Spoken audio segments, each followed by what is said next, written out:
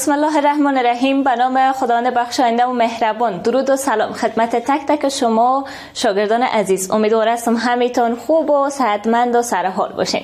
شما را خوش آمدید میگم به دروس جدید کامپیوتر صنف دهم. امیدوارم که همه ما به خیر و خوبی این درس را آغاز بکنیم و همچنان با هم یک جا درس را خوانده و یاد بگیریم. امروز قرار است با هم اولین درس مضمون کامپیوتر صنف دهم را بخوانیم.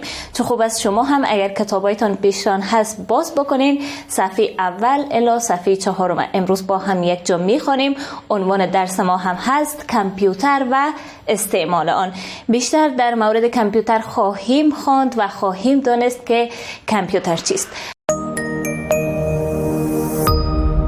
برای حمایت از ما چینل بیگم اکادمی را سابسکرایب کنید و سپس زنگوله را فشار دهید تا به تمام ویدیوهای درسی ما دسترسی داشته باشید و از آنها مستفید شوید.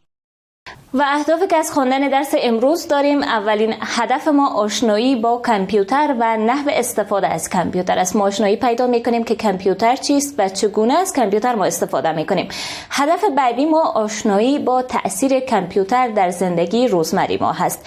بدون شک امروزه جهان تکنولوژی هست و همه ما در عصر دیجیتالی زندگی میکنیم. پس تأثیر بسزایی میتونه کامپیوتر در زندگی روزمره ما داشته باشه و از هر بود زندگی ما را تحت تاثیر قرار بده.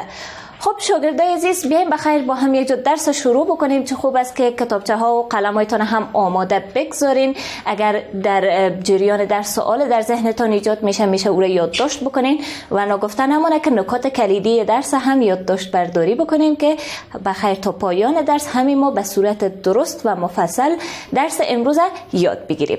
خب شروع میکنیم به درس امروز، کامپیوتر و استعمال آن. در اول بیایم بدانیم که خود کامپیوتر چی هست. کامپیوتر در اصل کلمه لاتین می باشه که از کامپیوت گرفته شده. کامپیوت به چه معنا؟ به معنی محاسبه کردن هست که محاسبه کردن را بر ما افاده میکنه. اما در حال حاضر علاوه بر این که ما از کامپیوتر در محاسبات استفاده میکنیم، در دیگر ابعاد زندگی ما هم استعمال خاص خود کامپیوتر داره.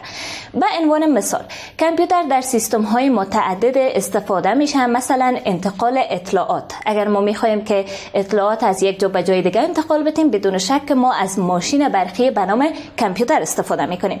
سیستم مخابراتی یگانه سیستم مهم در زندگی ما هست که توسط این سیستم ارتباطات میان مردم جامعه برقرار میشه. پس بزرگترین مفیدیت که کامپیوتر داره در سیستم مخابراتی است که کار ما را بسیار سهل و آسانتر ساخته از گذشته. و طرحریزی جاده ها یکی از مسائل مهمه که در انجینری استفاده میشه. طرحریزی جاده ها و سرک ها است که امروزه در کامپیوتر از این طراحی و دیزاین استفاده به عمل میه. و یا هم ساختمان هایی را که انجینرها طراحی میکنن، امروزه سهولت خیلی زیاد به اینا ایجاد شده که توسط کامپیوترها این ساختمان ها را اینا طرح و دیزاین میکنن. و همچنان در دیزاین و طرح طیاره ها هم فعلا از کامپیوتر استفاده میشه. ما میدونیم که طیاره ها هم از جمله وسایط نقلیه خیلی مهم می باشه. پس طراحی از او هم کار آسان نیست. اما کامپیوتر حال این زمینه را بر ما مساعد کرده که به بسیار آسانی ما دیزاین کنیم و طرح کنیم یک طیاره بسیار زیبا را با امکانات بسیار بالا. و البته دیگه ارادجات هم از کامپیوتر میتونیم در تزیین و دیزاینش استفاده بکنیم. و بنابراین ما یک قسم تعریف میکنیم کامپیوتر را که از نقطه نظر تکنیکی کامپیوتر به ماشین برقی اطلاق میشه که پروگرام پذیر باشه. حال شاید در ذهنتون این هم سوال باشه که پروگرام پذیر به چی معنا؟ خب همه ما میدونیم که کامپیوتر بدون از اینکه پروگرام داشته باشه کار نمیکنه. مثلا بخش آفیس کامپیوتر ما پروگرام های ورد است، اکسل هست، پاورپوینت هست و دیگر پروگرام ها است. وقتی که ما این پروگرام ها را داخل کامپیوتر اینستالیشن میکنیم و همچنان کامپیوتر پروگرام پذیر است و این پروگرام ها را میپذیره، ما توسط همین پروگرام ها کارهای ما را به پیش میبریم. گفتیم که کامپیوتر اجراعات ریاضیکی و منطقی را هم انجام میده. شاید یک شخص آنقدر قادر نباشه که همه محاسبات ریاضیکی را انجام بده، ولی کامپیوتر یگانه ماشین است که خیلی سهولت را در این عرصه هم برای مردم به وجود آورده که میتونه محاسبات منطقی و ریاضیکی را هم انجام بده. و اکثر متخصصین کامپیوتر را یک ماشین برقی پروگرام پذیر میدانند که توانایی حفظ، پروسس و اصلاح اطلاعات را داره. حفظ به چی معنا؟ وقتی که ما همین دیتا و یا هم موارد را که نزد ما هست ما به کامپیوتر میتیم او را نزد خود حفظ میکنه، نگهداری میکنه. پروسس به چی معنا؟ پروسس یک جریان را میگه که امی مواد چی میشه تبدیل به انفورمیشن و یا هم معلومات میشه. وقتی که حفظ شد مواد خام هست پروسس میشه، مثل ازی که مواد پخته شوه به انفورمیشن تبدیل شد. انفورمیشن هم اطلاعات است که به ما اوتپوت میده، ما او را میبینیم. اوتپوت به چی معنا؟ چیزی که ظاهر میشه و ما از طریق کامپیوتر شاهد از او هستیم. مثلا اگر ما در پروگرام ورد یک متن نوشته میکنیم، این حفظ شد، پروسس شد و اطلاعات را بر ما چی کرد؟ ظاهر کرد. پس یک متخصصان میگن که همین کامپیوتر وسیله برقی هست که توانایی انجام حفظ کردن، پروسس کردن و همچنین ظاهر کردن اطلاعات را بر ما دارا می باشه. و فکر کنین که بعض از کسا، شاید بعض از ماها همین ما به این فکر باشیم که حال کامپیوتر چقدر یک ماشین با استعداد و زیرک و باهوش است، اما این قسم نیست. در حقیقت کامپیوتر هم مثل دیگه ماشین ها یک ماشین برقی می باشه که کارهای ما را انجام میده.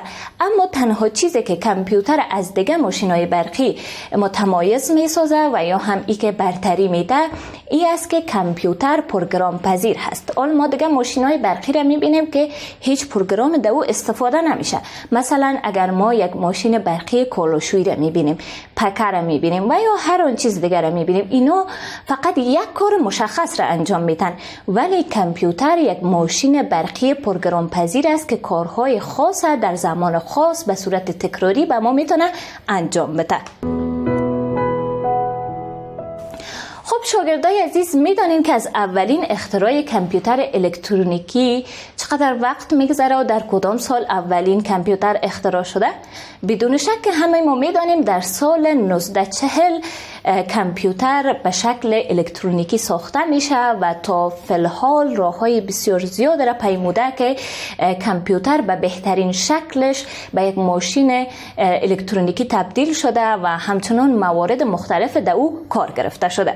خب اگر ببینیم اولین بار که سیستم کامپیوتر ساخته میشه صرف به خاطر سیستم های نظامی و تحقیقاتی از استفاده میشد. شاگردای عزیز میدانین حجم کامپیوترها خیلی بزرگ بود، حتی به اندازه‌ای که ممکن بود یک کامپیوتر که در تحقیقات نظامی استفاده میشد به اندازه یک اتاق بود. پس شما فکر کنین که یک کامپیوتر چقدر بزرگ بود. اما رفته رفته به خاطر که بالای از این کار شد کوشش کردن که حجم کامپیوتر کوچکتر بسازن، به خاطر از اینکه هر چقدر که حجم کامپیوتر بزرگتر بود مصرف زیادتر داشت و همچنانی که بسیار هزینه بلند را ما باید میپرداختیم تا یک کامپیوتر را خریداری کنیم. اما رفته رفته اینا کار کردن، حجم کامپیوتر کوچکتر شد، مصارفش پایین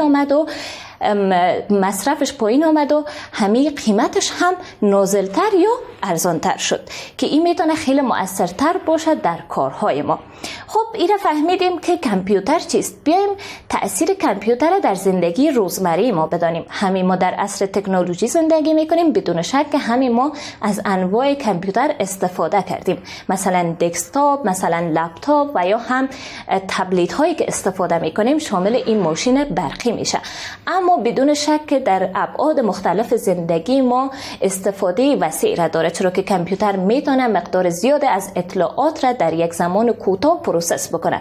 یعنی ای که اگر ما دیتا یا اطلاعات خیلی زیاد را هم به کامپیوتر بدیم میتونه او را در حافظه خود نگهداری بکنه و هر زمانی که ما خواسته باشیم میتونیم از او استفاده بکنیم و این هست که کامپیوتر را قدرتمندتر و کارایتر میسازه.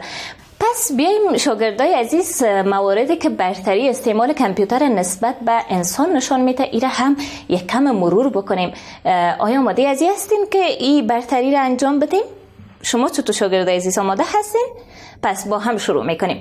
ببینید یک کاری که کامپیوتر میکنه وظایف تکراری را انجام میده. آیا شما تا به حال روز تا شام یک کار تکراری را همه روزه انجام دادین؟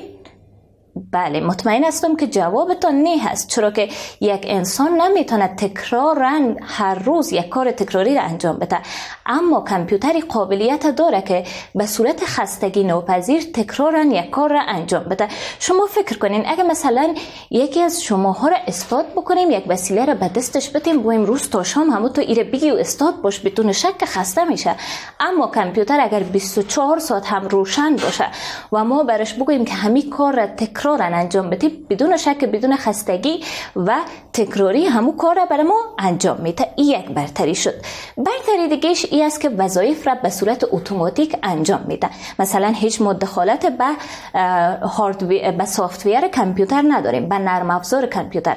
هر آن حرفی را که ما ازش بخوایم به صورت اتوماتیک انجام داده میتونه. این برتری دومش شد. برتری سومش محاسبات مغلق ریاضیکی هست. شاید بسیاری از شما باشین که با ریاضی هم مشکل دارین. شاید خیلی از کسا باشه که ریاضی را دوست داشته باشه، خیلی از کسا باشه که اصلا ریاضی را دوست نداشته باشن. پس محاسبات را هم ما به صورت درست وقت ریاضی را ندانیم انجام دادن نمیتونیم. اما کامپیوتر برتریش نسبت به انسان ها همی است که محاسباتی که بسیار مغلق و پیچیده و سخت هست در ظرف کمترین مدت میتونه او را انجام بده.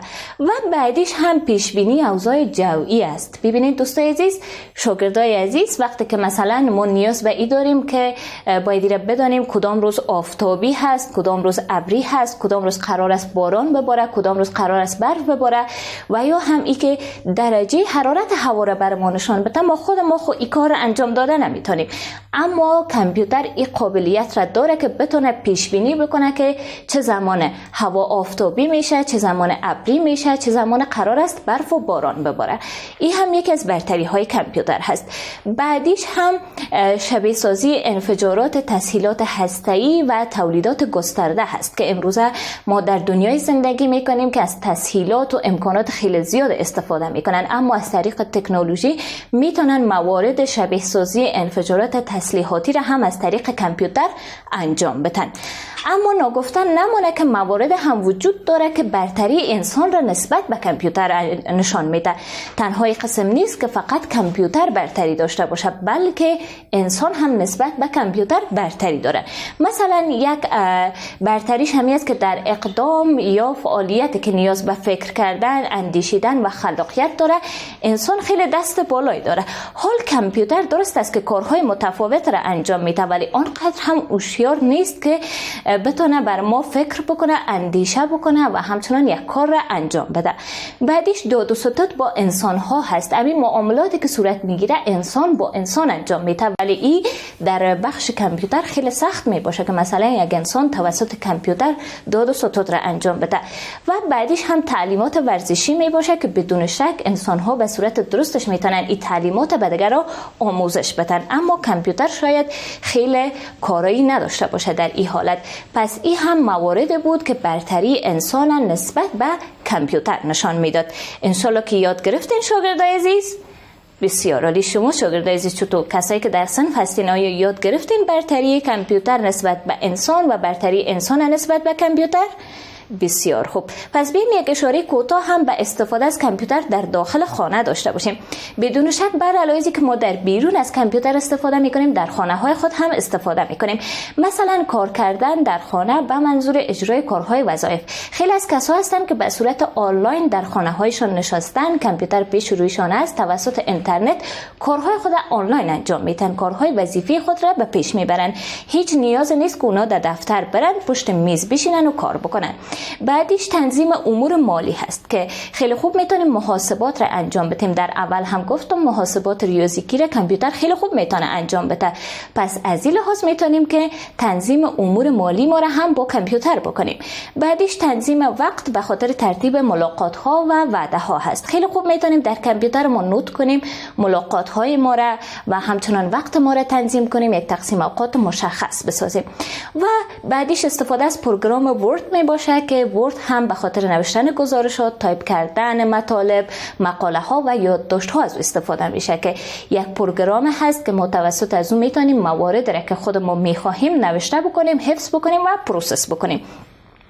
و بعدش هم فرستادن پیام های الکترونیکی می باشن، مخصوصا در صفحات اجتماعی و یا که همین ما شاهد از این باشیم که پدرجان ما، مادرجان ما، خواهرای بزرگ ما، برادرای بزرگ ما از طریق کامپیوتر به دوستایشان، به دفترشان از طریق ایمیل موارد را نوشته میکنن و ارسال میکنن. پس این هم فرستادن پیام های الکترونیکی هست.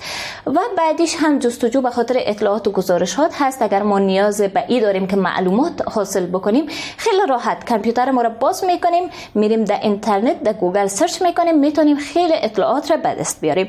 و همچنان آموختن زبان هم هست که ما میتونیم از سافتورهای مختلف استفاده کنیم که زبانهای متفاوت را یاد بگیریم.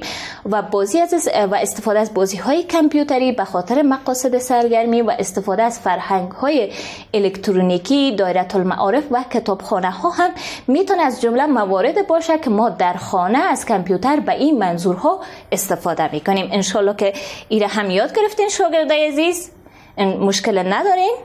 درست است. پس درس ما هم به همین جا به پایان میرسه. پس بیایم شاگردای عزیز خلاصه از درس امروز بکنیم که امروز ما آشنایی بیشتر حاصل کردیم با کامپیوتر. ایره فهمیدیم که کامپیوتر چی هست و همچنان موارد استفاده کامپیوتر را دانستیم و آشنایی حاصل کردیم با کارهایی که ما توسط کامپیوتر میتونیم در خانه انجام بدیم. و البته نگفتن نمانه که ما در بخش تجارت و ادارات هم استفاده کامپیوتر را خیلی مهم میدانیم، اما انشالله او را در درس آینده با هم خواهیم خواند. خب شاگردای عزیز انشالله که درس یاد گرفتین؟ بله. خدا را شکر. سوال ندارین؟ درست است. پس شاگردای عزیز بیایم روی کارخانگیتان هم ای است که یک سوال دارین، باید حل بکنین که برخی حالات را که کامپیوتر نسبت به یک شخص به خاطر انجام یک وظیفه مناسب تر است شناسایی کنین، در کتابچه هایتان نوت بکنین. انشالله روز بعدی که در صنف آمدین من میبینم و ملاحظه شد میکنم. شاگردای عزیز این بود درس اول ما که با هم یک جا خواندیم و یاد گرفتیم. امیدوار هستم که مشکل در درس نداشته باشین. در خانه یک بار دیگر درستان را مرور کنین تا روز بعد و درس بعدی. خدا نگهدار. قبل از آغاز درس بعدی وقفه کوتاه میگیریم.